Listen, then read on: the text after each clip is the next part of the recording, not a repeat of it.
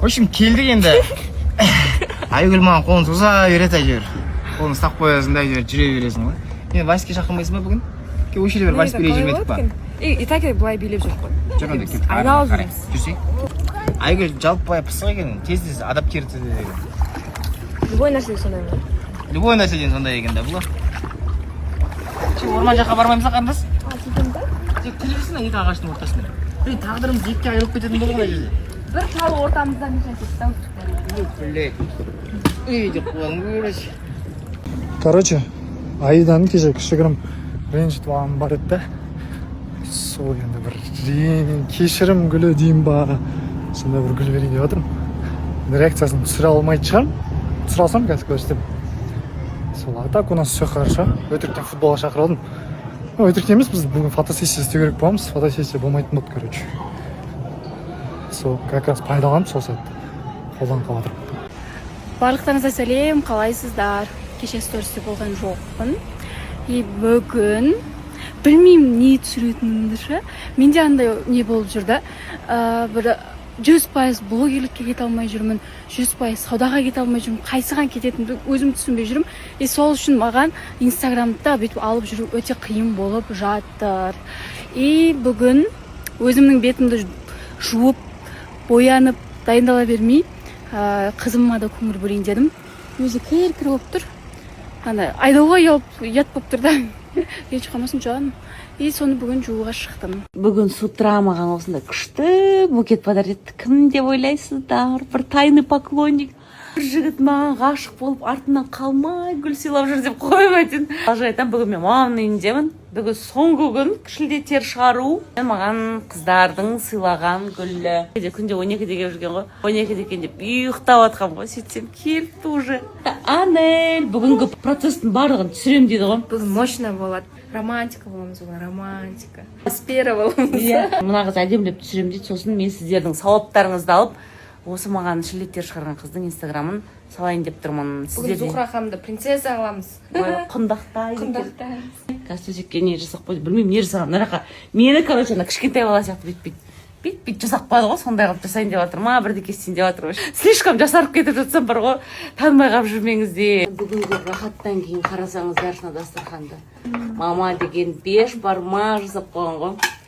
Маған айжандар жақта гүл сыйла. Мені бәрі балып өтеді отыр, мама. Жаным, сорпалан деп.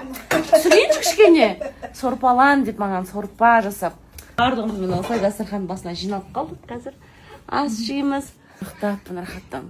Біраздан кейін эмоциялармен бөлсем, сосын айтам бәрін. Тамақ жеп алайық кішкене. Ал қайырлы күн болсын. Қалайсыздар? Күндеріңізге береке, жақсылық, сәттілік тіледім. Мына ауа райын қараңыздар, керемет. Шүкір Алла. Дәл осылай күн сияқты жайнап, жадырап, жарқырап жүре беріңіздер. Отбасыларыңыз аман болсын. Давайте. Ассалаумағалейкум, қайырлы күн, қалайсыздар? Біз сторисқа шықпаға біраз болды. Диаспатормен бірге жүрік. Біз, в общем, Титаниктамыз.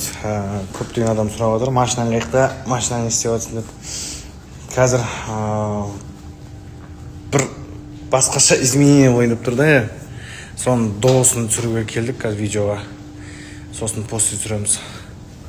Жалпы бұл проект Қазақстанда, білмеймін енді, именно Toyota 35-лердің ішінде болмаған проект болайын деп тұр, Алла қаласа. Мейірім, махаббатымды қойып жатырмын.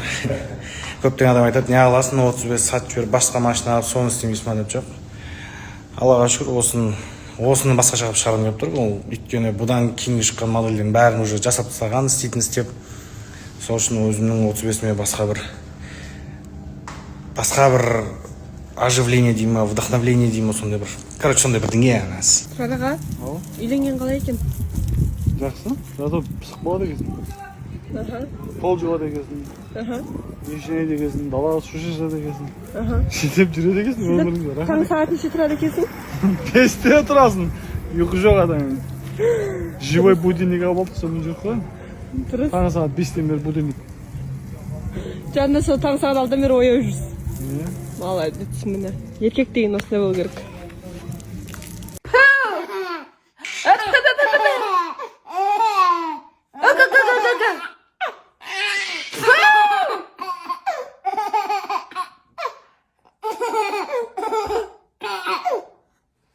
жамылмайым. Ай!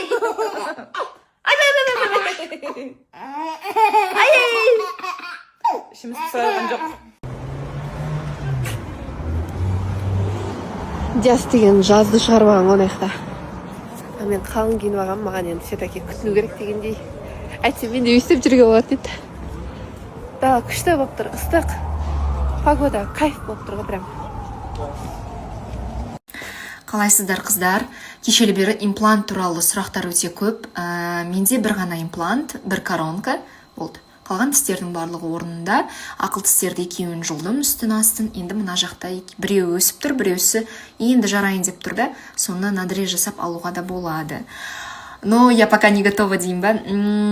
Имплант ауырған жоқ, қойдыру өте тез, безболезненно. Оған дейін 3 ай ана темірін салып қойды, соны күтті, қалай сол жерге сіңісіп кетеді дегендей.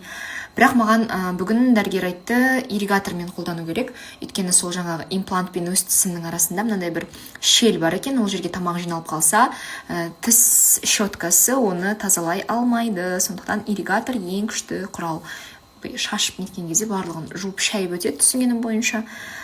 Енді сондай міне қолдану керек. Мына жағымда тіс болғалы, әлі сөйлеу маған ыңғайсыз, өйткені қанша жыл тіс болған жоқ та, енді бір түрлі үйрене алмай жатырмын.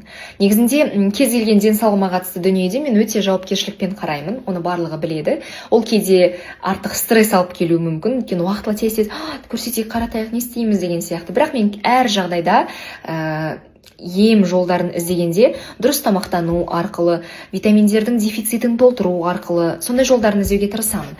Және мысалға мына жерде менің шаштарым да өсіп жатыр. Ол дегеніміз мен дәрумендерді қабылдап жүрмін деген сөз, иә. Сондықтан қыздар, жылына кем дегенде 1-2 рет анализ тапсырып отырыңыздар, 1 рет чекап өтіп отырыңыздар. Ол өте маңызды, әсіресе 35-30 жастан кейін. Және қазір сіздерге осы тұста қара зере майы туралы айтқым келеді. Енді денсаулық ол біздің аманат, ал оған дұрыс қарау ол біздің міндет. Сол үшін барлық гормоналды ауытқуларды жақсы емдейтін ол осындай қара зере майы, әсіресе қалқанша. Короче, менің қолдаушыларымнан мамаға деген сыйлығы бар екен. Саған сухофрукт. Рахмет, Алла разы болсын. Шашың күшті болып тұр ғой. Апай ма? Иә. Рахмет көп. Оны бітірдік. Оны бітіріп. Келсем пирожки дайындап қойыптым. Рахмет көп. Мен қуаныштымын. Записканы оқып жатыр. Сағынасыз ба, әділет, мына сәлемдемені мамаңа, құрметті қатысушылар, аманатқа қиянат қылып, мамаңа сәлемдеме. Оқы, загадса болсын.